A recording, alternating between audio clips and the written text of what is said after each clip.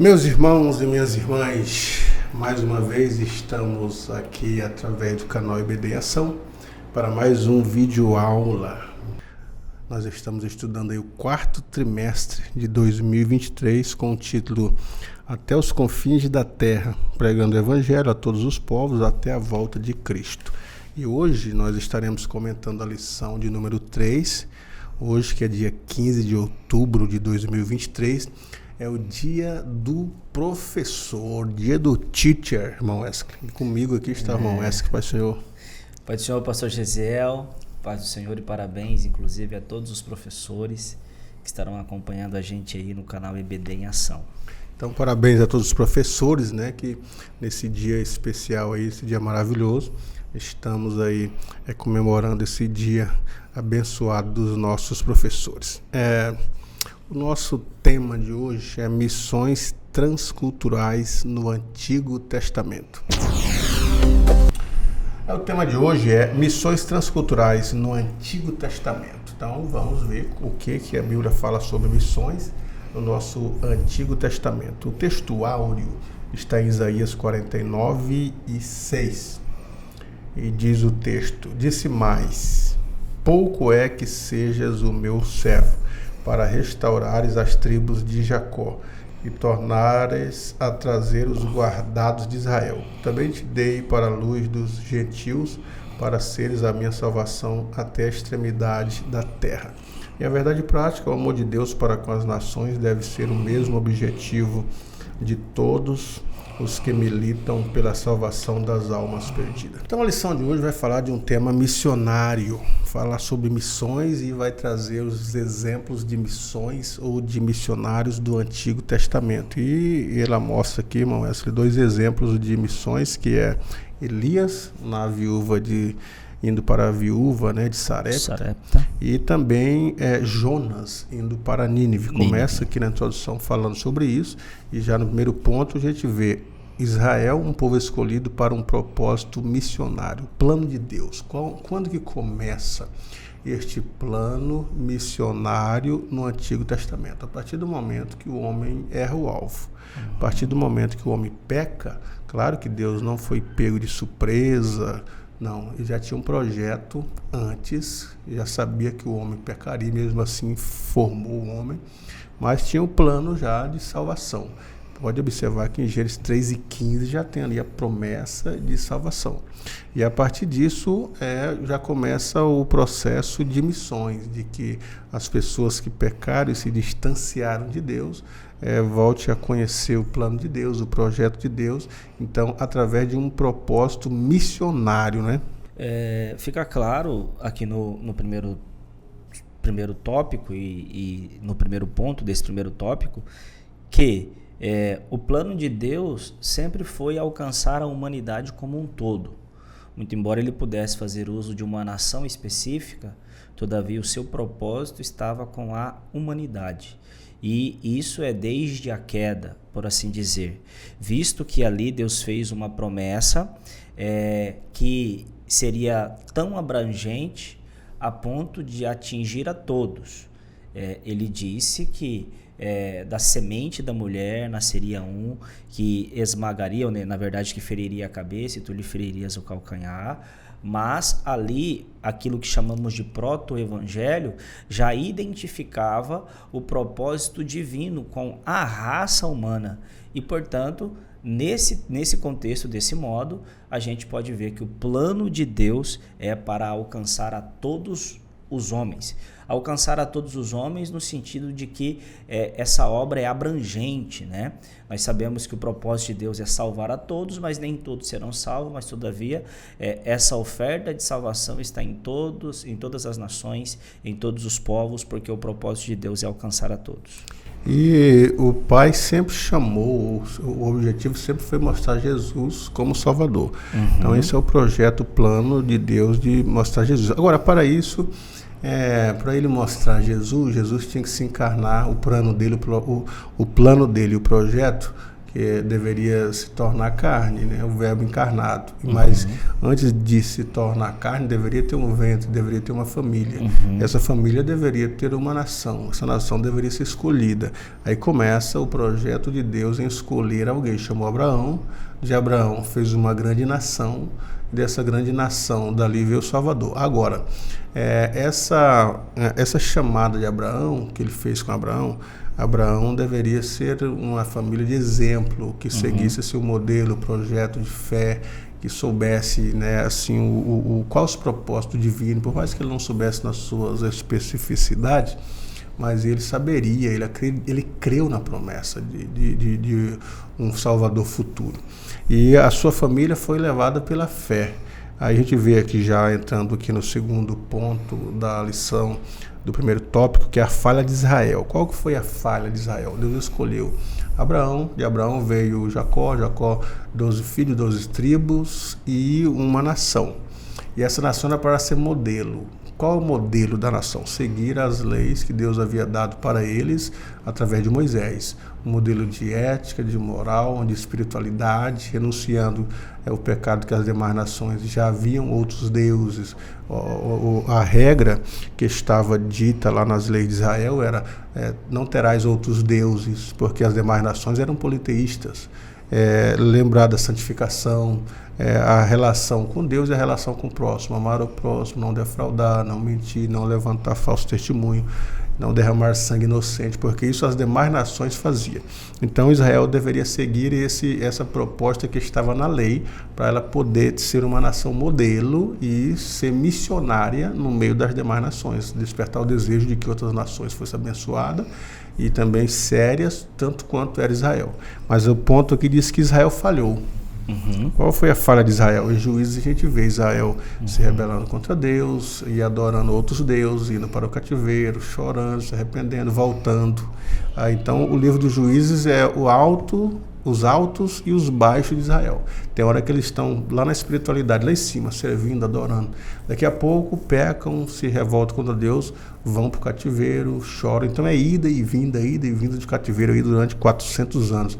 Essa foi a falha de Israel em desobedecer as leis que já haviam sido estabelecidas por Moisés para que eles fossem uma nação modelo para o mundo, que eles seriam missionários. Nós vemos que Israel, como um modelo, quando Deus o escolhe e separa essa nação para que pudesse ser um povo peculiar, era exatamente para que eles pudessem, em sua forma religiosa, ter atributos diferentes das outras religiões pagãs. Mas eles enveredaram-se pelo caminho da idolatria, das religiões pagãs, e por isso eles falharam nisso. E até é importante, quando a gente pega todo o enredo da salvação, nós vamos ver que Deus escolhe Abraão para que de Abraão, então, ele faça uma nação, e em Abraão seria bendita todas as famílias da terra, já visando esse aspecto messiânico da família de Abraão. Porém, todos que se levantaram em Israel tiveram ali as suas falhas, de maneira que sobra apenas um descendente de Abraão, que no caso é o Senhor Jesus Cristo, que é o capaz de fazer com que os efeitos da queda pudesse ter ali uma não condenação naqueles que por ele foram alcançados. E por isso, em Jesus Cristo, hoje nós temos a salvação. Então, Israel falhou nesse propósito, porque enveredou-se pelo caminho de outras nações. Mas como diz aí o terceiro ponto, inclusive desse primeiro tópico, Israel tem a sua contribuição. E é exatamente porque Israel manteve viva essa esperança de que um dia, descendente deles, viria alguém que solucionaria o problema do pecado. Muito embora quando ele veio, isso não foi muito bem compreendido por eles, mas eles mantiveram viva essa esperança. E essa contribuição de Israel para o mundo, ela é bem peculiar, porque Israel se tornou uma bênção para o mundo, porque foi através de Israel que veio as leis, o Antigo Testamento, o projeto de Deus, o plano de Deus, a vontade. Isso foi traduzido para outras línguas. As pessoas conheceram o Deus de Israel, sabiam, ouviram da palavra, ouviram de Cristo, alguns aceitaram, de tal forma que a nossa cultura hoje, a cultura brasileira, ela é chamada de cultura judaico-cristã, porque os brasileiros, né, o cristianismo ele é muito forte no Brasil e no mundo também, é uma das maiores religiões do mundo. E isso veio proveniente de Israel. As pessoas tendo fé em um Deus, servindo a um Deus, a multiplicidade de religiões dentro do cristianismo, não deixa de ser uma bênção. Então Israel teve sua contribuição, apesar das suas falhas, né, irmão Wesley? Exatamente. E contribuiu dessa forma, sendo, né, ainda que de forma falha e parcial, mas conseguiu demonstrar quais seriam os princípios e valores de um Deus bondoso, amoroso e criador. Visto que ali na lei de Moisés, já, né, bem no princípio, nós vemos ali questões e aspectos dos direitos humanos que hoje são discutidos, mas que tiveram a sua gênese, a sua origem ali. E, portanto, as contribuições são numerosas. E não nos esqueçamos de dizer que em Abraão seriam benditas todas as famílias da terra, não apenas pelo aspecto e pelas estruturas sociais que ali foram montadas, mas porque dessa nação de Israel viria alguém, né, que seria aí aquele por quem o mundo deveria de ser salvo dos seus pecados, que é o Senhor Jesus Cristo. Mas as contribuições de Israel, como que sendo um modelo, exatamente nos leva a falar aqui incontáveis, né, benefícios que trouxe aí essa organização divina com a nação de Israel. E já no segundo tópico da lição, o amor de Deus para com outras nações. E o comentarista diz assim: os olhos de Deus sobre todos os povos. E de fato Deus ele quer salvar a todos os povos. Israel foi chamado, foi escolhido como nação eleita para a partir dela as demais nações serem alcançadas. Então Deus ele quer salvar a todos, né? Temos até aqui a citação de um dos eruditos em missiologia, Johannes Blau, onde ele fala sobre os fundamentos de missões, e ele cita ali Isaías, capítulo 40 a 55 do livro de Isaías, da ida do profeta Elias a Sarepta e do livro de Jonas. E ele fala que as profecias seriam para a restauração de todos os povos, de todas as gentes. E isso está de acordo com o que disse João, né, no capítulo 3:16, porque Deus amou o mundo, então quer dizer, a humanidade, o mundo humano. Todas as pessoas, elas são amadas por Deus, de todas as raças, todas as tribos, línguas e nações. Até porque o livro de Apocalipse diz assim que no dia do arrebatamento são povos de tribos, línguas e nações que virão experimentar salvação.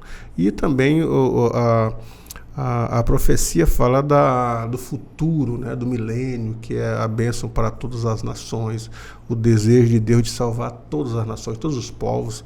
E nisso, a gente falando já de missões, a gente percebe que precisamos entrar por algumas nações que ainda não ouviram falar do Evangelho. Algumas nações do Oriente Médio, algumas nações islã, indianos e tantas outras nações que ainda não ouviram falar nem a palavra Bíblia, nem a palavra Jesus. Além dos povos indígenas, que ainda existem muitos que também não ouviram falar. Então, levando em consideração que Deus amou o mundo e quer salvar a todos, é missão da igreja levar essa mensagem para todas as nações.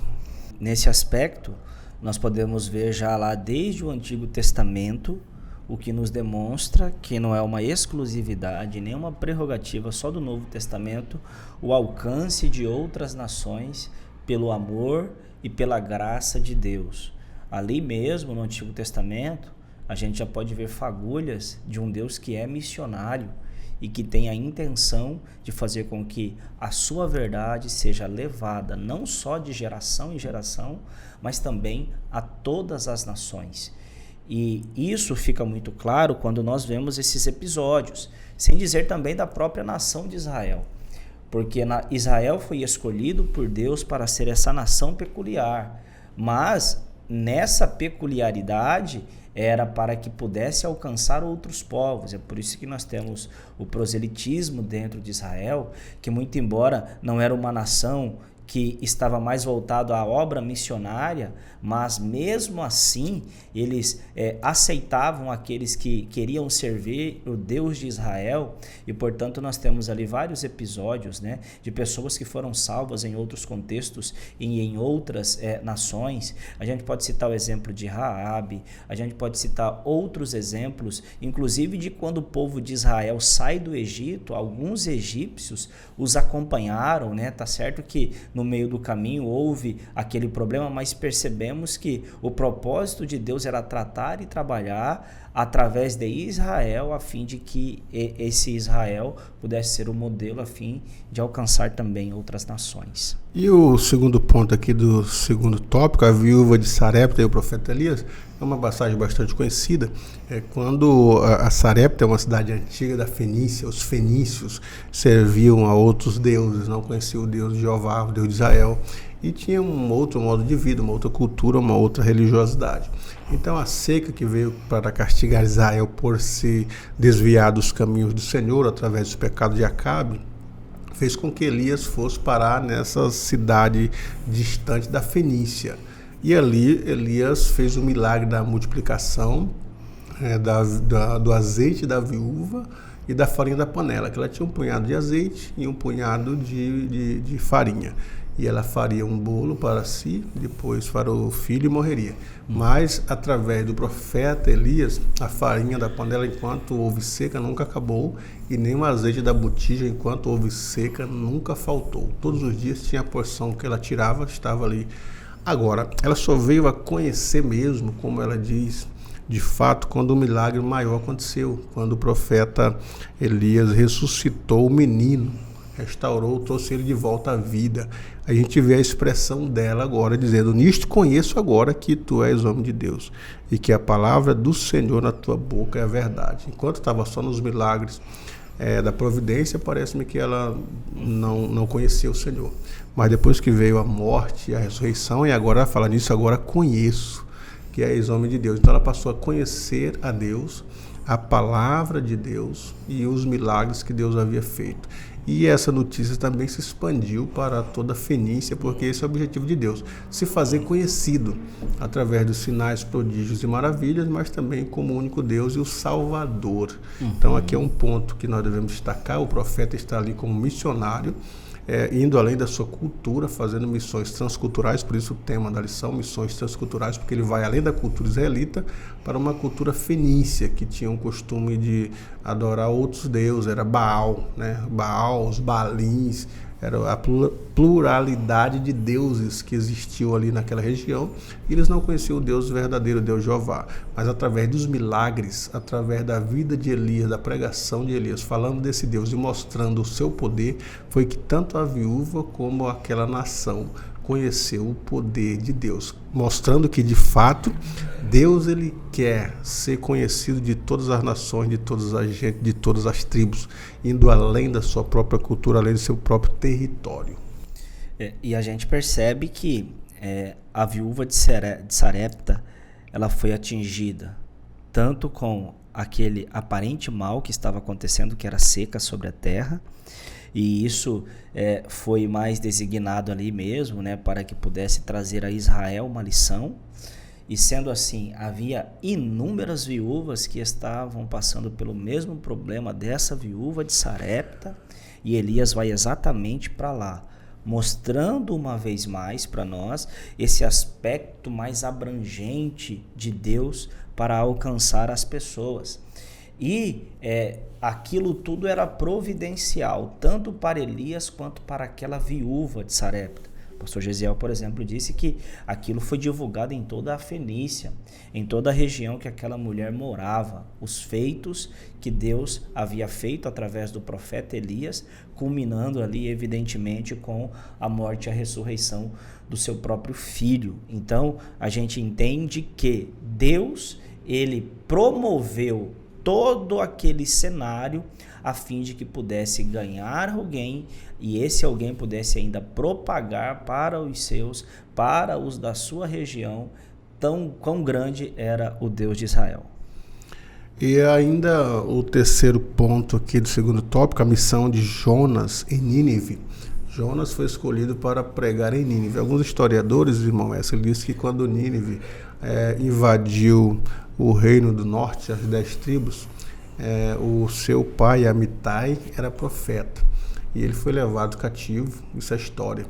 Seu pai foi levado cativo e os ninivitas eram muito cruéis, tiravam a pele dos seus algozes, matavam, cortavam a cabeça. Dizem que na entrada de Nínive, nesse período aí de 722 a.C., tinha uma pirâmide de crânios de pessoas que eles haviam subjugados. E escrito, bem-vindo à temida cidade de Nínive. E numa dessas conquistas da Síria, principalmente com o reino do norte, que o profeta do norte era Amitai, o pai de Jonas, eles fizeram muita atrocidade com seu pai. E Jonas, sabendo disso, criou um ódio, um ressentimento muito grande contra o povo de Nínive. Por isso que ele não queria ir pregar para Nínive. Isso é a história que conta, os historiadores, estudiosos. Mas Deus fez com que ele fosse para pregar para os ninivitas, tanto para mostrar para Jonas que Deus não faz acepção de pessoa apesar dos pecados, ele quer salvá-lo, como também para uma cura, de Jonas.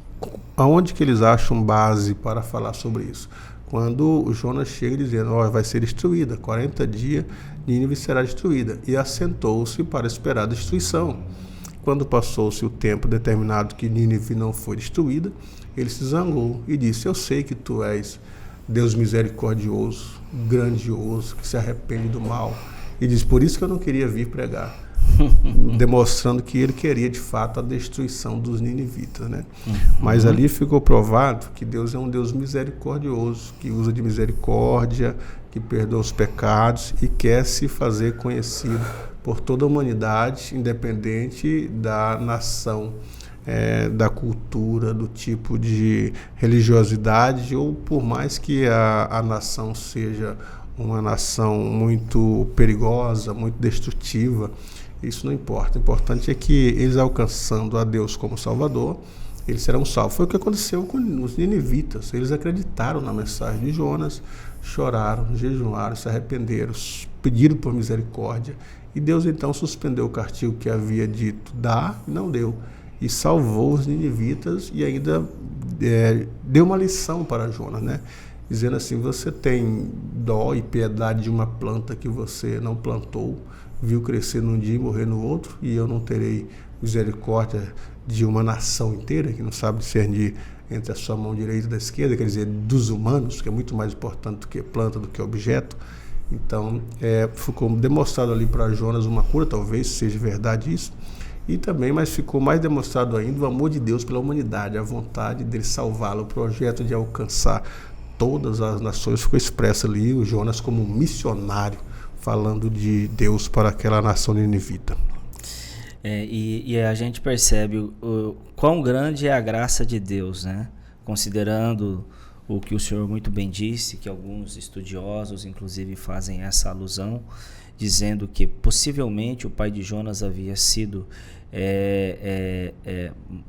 maltratado pelos ninivitas, e talvez aquilo pudesse ter nutrido nele, feito com que ele tivesse nutrido alguns ressentimentos, e aí o propósito de Deus é alcançar a todos, o profeta Jonas e também Nínive, para que pudesse deixar muito bem claro e demonstrado que esse Deus, ele tem o propósito e a sua misericórdia se estende de geração em geração. Ao ir lá naquela cidade, mesmo com toda a relutância que houve no início para que ele lá estivesse, nós percebemos que quando lá chegou e que a palavra por ele pregada e as recomendações feitas, elas foram aceitas, E ali eles já começaram a se arrepender dos seus pecados e a confessá-los, e fez jejum, proclamou um jejum em toda a nação, a ponto de Deus desviar deles o seu juízo, como uma reação àquilo que as pessoas estavam ali fazendo, promovendo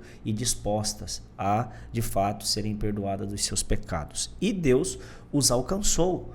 E os alcançou até por intermédio de um profeta que rejeitou e relutou para que isso acontecesse. Mas Deus, demonstrando a sua imensa bondade e misericórdia, ele então pôde alcançar toda aquela nação ninivita. E mostrando que Deus ouviu a oração dos ninivitas, como era uma profecia condicional, não era incondicional.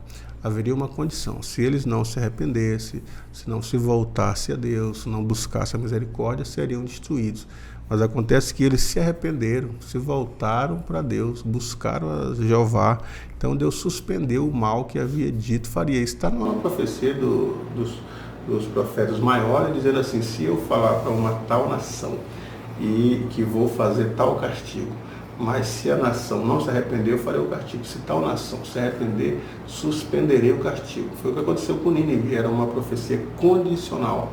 Então haveria uma condição: se eles aceitassem a pregação de Jonas, se arrependessem dos seus maus caminhos, buscassem a Deus, Deus usaria de misericórdia e o salvaria. Foi o que aconteceu com Nínive.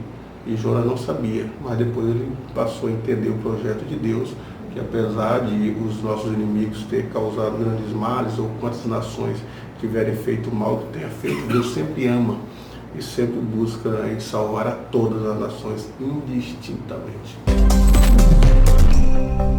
Maravilha. O terceiro e último tópico da nossa lição é alianças entre Deus e a humanidade no Antigo Testamento. Então, nós percebemos pelo Antigo Testamento que Deus sempre faz uma aliança com o seu povo. Cada aliança, ela tem os seus objetivos, tem as suas leis. Se há desobediência, há o castigo.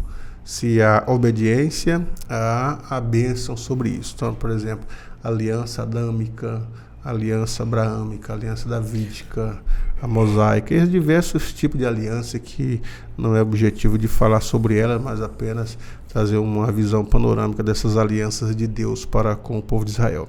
Então, com a queda do homem, toda a criação ficou sujeita ao pecado. O pecado entrou na alma, no espírito, no corpo, no habitat do homem, como também toda a criação. Entretanto, Deus providenciou meios para redimir a humanidade e restaurar a comunhão perdida. O meio é através de Jesus, através da graça, e restaurar o espírito, a fé, a credibilidade da oração, a alma, restaurar os sentimentos, as emoções, o corpo, restaurar isso em breve, transformar isso que é corruptível em incorruptibilidade, o habitat do homem em um novo céu, né, uma nova terra. Assim ele estabeleceu algumas alianças com o homem a fim de tornar conhecida sua glória entre as nações e receber delas a legítima adoração. Por isso há na Bíblia alianças denominadas condicionais e alianças incondicionais entre Deus e a humanidade. E essas alianças que foram estabelecidas por Deus era sempre com o propósito de chegar até aquele clímax, né, até aquele ponto alto dessas alianças, que foi a chegada do Senhor Jesus Cristo. O Senhor muito bem citou aí a aliança adâmica, a aliança abraâmica. Nós temos as alianças que foram feitas com os patriarcas, nós temos a aliança davídica. Todas essas alianças foram com um propósito estabelecido por Deus para alcance dessa humanidade, e aqueles que estavam circunscritos a essa aliança, eles tinham privilégios e também deveres, o que todo o contrato e o que toda a aliança já pré-estabelece. Então, Deus, ele é um Deus de alianças, um Deus de promessas, que está disposto a ir até as últimas instâncias e também consequências para manter as alianças as quais ele estabeleceu com os homens. Eu acredito que o comentarista está falando aqui da aliança incondicional e condicional em relação às leis estabelecidas por Deus, porque ele cita Deuteronômio 28. Então, ali a primeira parte de Deuteronômio 28, ele começa dizendo: bendito ao entrares, bendito ao saíres, bendito o vento do teu fruto, o animal, a tua terra. Ele fala de prover a chuva, prover a semente, de o gado nascer e não morrer, deles estarem em paz na sua terra e não serem incomodados por inimigos, deles perseguirem os inimigos fugirem por vários caminhos, deles ter a bênção, a felicidade, se qualquer a condição obedecessem à lei do Senhor e fosse fiel a ela. Isso é condicional, né? Condicional. Agora, se eles... Aí já vem a segunda parte do livro de Deuteronômio 28. Se, por isso que é condicional, se, todavia, eles desobedecerem às leis do Senhor, não teria chuva, o gado morreria, não teria semente, viria seca, seriam perseguidos, sairiam da sua terra, se tornariam cativeiros. Por quê? Porque desobedeceu às leis do Senhor. Então, as leis do Senhor e as bênçãos para este povo, elas seriam condicionais. Deus daria a bênção, mas a condição era que o povo obedecesse um chamado, a sua lei, e estivesse em obediência e fidelidade.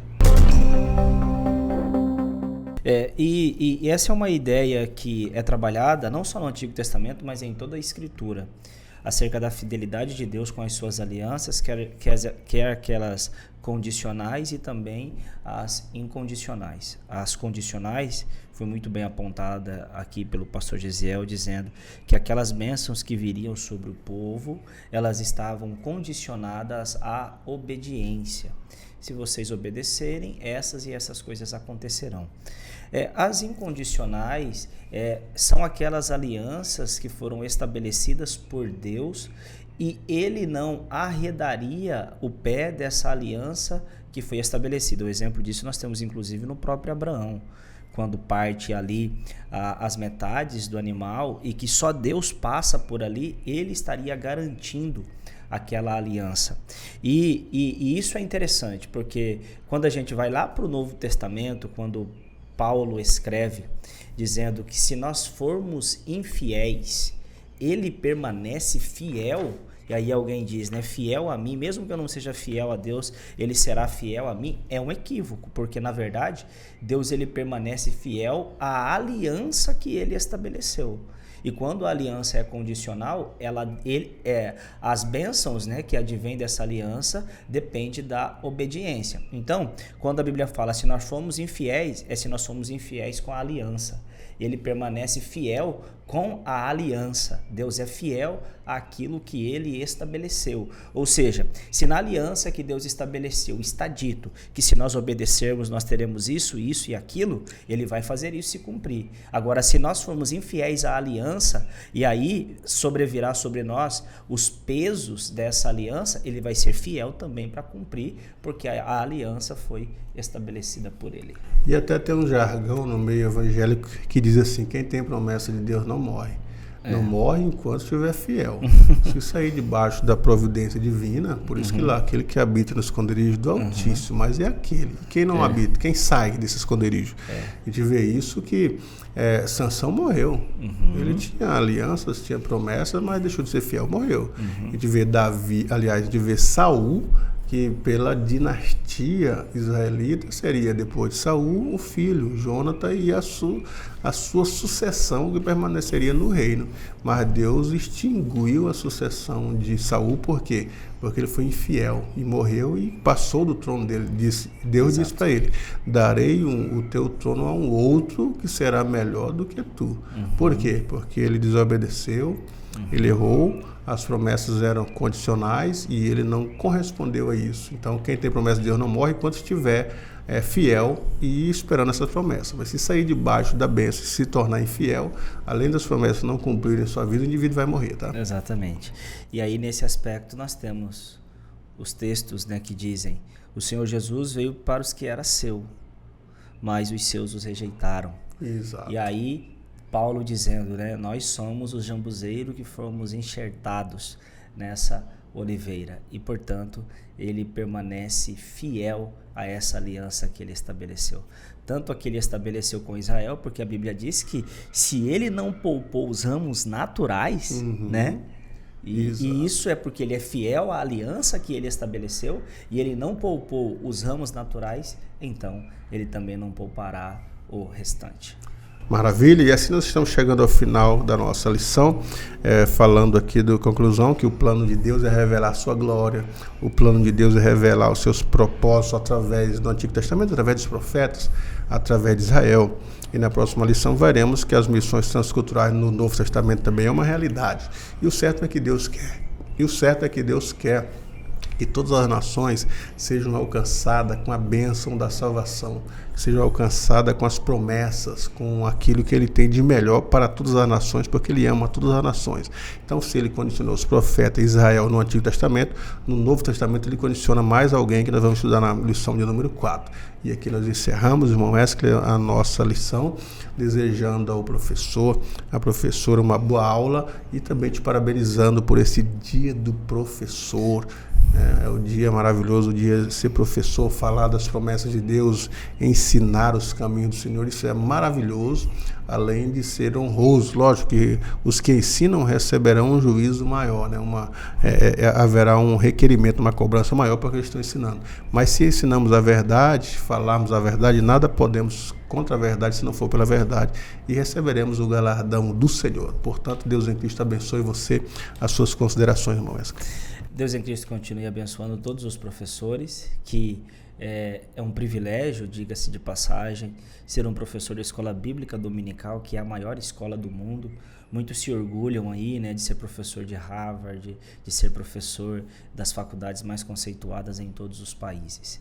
Mas o professor de escola dominical, ele tem que ser inclusive reconhecido e honrado aqui ainda nessa terra, porque o que ele ensina não é passageiro, é eterno. E, portanto, nós somos privilegiados de poder estar tratando de conteúdo que não serve apenas para essa vida, mas que dá uma perspectiva de eternidade.